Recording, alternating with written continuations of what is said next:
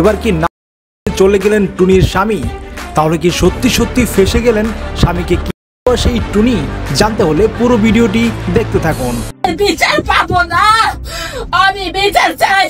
ওরা যেভাবে অভিনয় জানে শুধু না, ওর মা জানে অভিনয়, ও জানে অভিনয়, ওর বোন জানে অভিনয়। ওদের অভিনয় দেখে মানুষ ভুলে গেছে। মানুষ তো খুব নরম হৃদয়ের। ওরা যেভাবে কেঁদে কেঁদে বলছে, আমি তো দুই একটু দেখছি, ওদের কোনো ভিডিও আমি পুরা দেখিনি। আসসালামু আলাইকুম দর্শক শ্রোতা, আজকে ভিডিওটি দেখলে আপনারা সত্যি অবাক হয়ে যাবেন। আজকে আমি আপনাদের সবগুলো বিষয় প্রমাণ সহকারে দেখাবো, তাই আজকে ভিডিওটি আপনাদের কাছে অত্যন্ত গুরুত্বপূর্ণ। দর্শক, কথা না বলে আমরা সরাসরি ভিডিওতে চলে যাব। তার আগে আপনার কাছে ছোট্ট একটি রিকোয়েস্ট, এখনও যারা আমাদের চ্যানেলটি সাবস্ক্রাইব করেননি, চ্যানেলটি সাবস্ক্রাইব করে আমাদের সঙ্গে থাকুন। তো চলুন দর্শক, আমরা কথা না বাড়িয়ে এক এক করে সেই ভিডিওগুলো দেখে আসি। বিচার পাবো না, আমি বিচার চাই। দাদা আমাকে বিচার পাইয়ে দেবেন। আমার হাজবেন্ড এত অকৃতজ্ঞ কেন? আমার একটা প্রতারণার মামলা দিতে আমি দেব। এলাকায় যে সবাই খোঁজ নেবেন আমার বিউটি পার্লার থাকলেও আমার চরিত্র কেমন, আমি কি নিয়ে থেকেছি সারা জীবন। আমি শুধু আমার হাজবেন্ডের চিন্তা, হাজবেন্ডের চিকিৎসা, হাজবেন্ডের ওষুধ, ইন্ডিয়া যেতে হবে, ওষুধ শেষ হয়ে যাচ্ছে, এই চিন্তা নিয়ে কাজ করতাম পার্লারে। করতে চেয়েছি এই বাচ্চার মুখের দিকে তাকিয়ে। শেষ পর্যায়ে এসে ও এত খারাপ ব্যবহার আমি আর নিতে পারছি না, যার জন্য আজকে আমি এখানে। আচ্ছা, আমি একটা মানুষ, আল্লাহ কেন আমার জীবনে এত যুদ্ধ লিখে রেখেছে? ও যে এখন জামিনে বের হয়ে এত খারাপ নোংরা কথা বলছে, তার প্রমাণ দিতে বলবেন? আমি প্রমাণ দিয়েছি, আমি আপনাদের সামনে প্রমাণ দিয়েছি। আমি প্রথম যখন পিঠের সামনে আসি আমার বুক ফেটে যেত, আপু বুঝতো। আমরা দুইজন পিঠাপিঠি, বন্ধুর মতন আমরা দুটো বোন। আপু বুঝে বলতো, তুই মনে হয় কথা বলতে পারছিস না দেখে তোর এত কষ্ট। আমি বললাম, হ্যাঁ আপু। একটা জায়গায় কিছু কথা বলার পর থেকে আমার পরের দিন থেকেই মনটা অনেক হালকা। কিন্তু আমি সুস্থ হবো কি?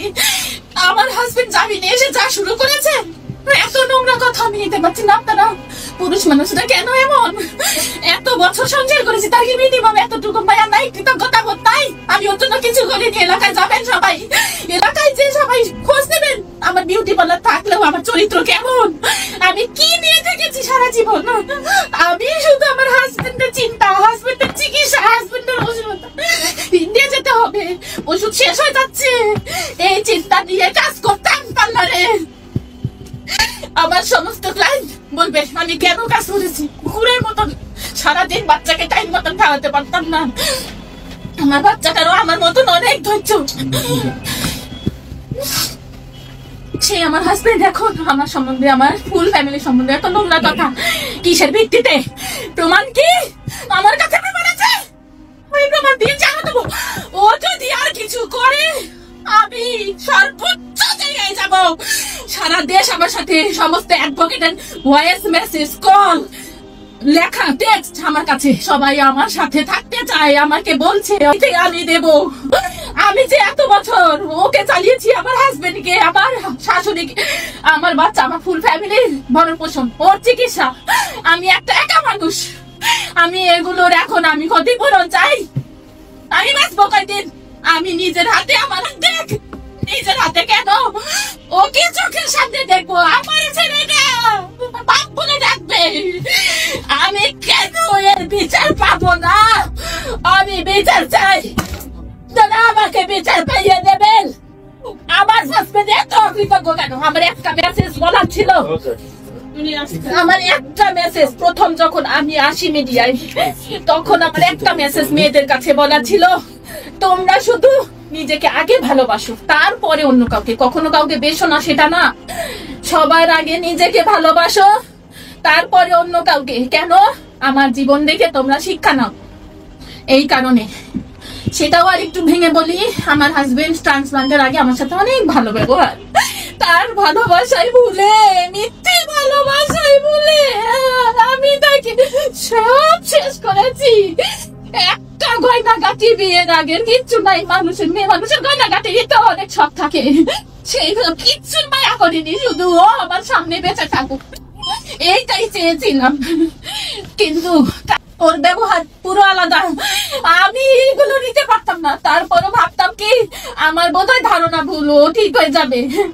আমার বোনটা আমাকে কতবার বলেছে আমি মিডিয়ায় আছি, আমি ওর বিরুদ্ধে অ্যাকশন দিয়েই তুলি। আমি বলেছি যে না আপু নিস না, তোরা চলে গেলে আমার সাথে আবার খারাপ ব্যবহার করবো, ও ঠিক হয়ে যাবে, তুই নিস না। আমার বোন একটা পর্যায়ে বলেছে তুই এমন সময় যাবি সেই সময় তোরা সময় থাকবে না রে, সব শেষ হয়ে যাবে। আজকে 20 বছর পর আমাকে এইটা আসতে হলো। আল্লাহ আমাকে তারা নোংরা ওরা, মানে আমাকে কি ধরনের যে কথা বলছে, আমি ভিডিও দেখি না রাগ করে, আর মানে ঘৃণা লাগে ওদের ভিডিও দেখতে, এত মিথ্যা কথা সবকিছুতে। হ্যাঁ, সবকিছু তো আপনার উপরেই দোষ চাপালো, হ্যাঁ দায় চাপাইছে। এবং আমি বউ নিয়ে থাকতেছি কোথায়, আমি বউ নিয়ে থাকতেছি, অথচ আমি মেডিকেলে আর আমাকে জেলে ভরে রাখছে জন্য, আর ওরা বলছে আমি বউ নিয়ে থাকতেছি। আর আমার দ্বারা সম্ভব এটা? হ্যাঁ, আপনি আপনার স্ত্রীকেই সন্তুষ্ট করতে পারি না, স্ত্রীর সঙ্গে থাকতে পারছেন না, আবার আর একটা আমার বউ আছে, আর একটা প্রেম করি আমি। এবং এইটা মানুষ বিশ্বাস করলো, জানেন। মানুষ তো ওরা যেভাবে অভিনয় জানে, ওরা যেভাবে অভিনয় জানে, শুধু না ওর মা জানে অভিনয়, ও জানে অভিনয়, ওর বোন জানে অভিনয়। দর্শক আশা করি সম্পূর্ণ ভিডিওটি দেখেছেন। দর্শক এই ভিডিওর সময় যদি আপনার কোনো মতামত থাকে তাহলে অবশ্যই কমেন্ট করে জানাবেন। ভিডিও ভালো লাগলে একটি লাইক করবেন। দেখা হচ্ছে পরবর্তী কোনো ভিডিওতে, সেই পর্যন্ত সবাই ভালো থাকবেন, সুস্থ থাকবেন। আল্লাহ হাফেজ।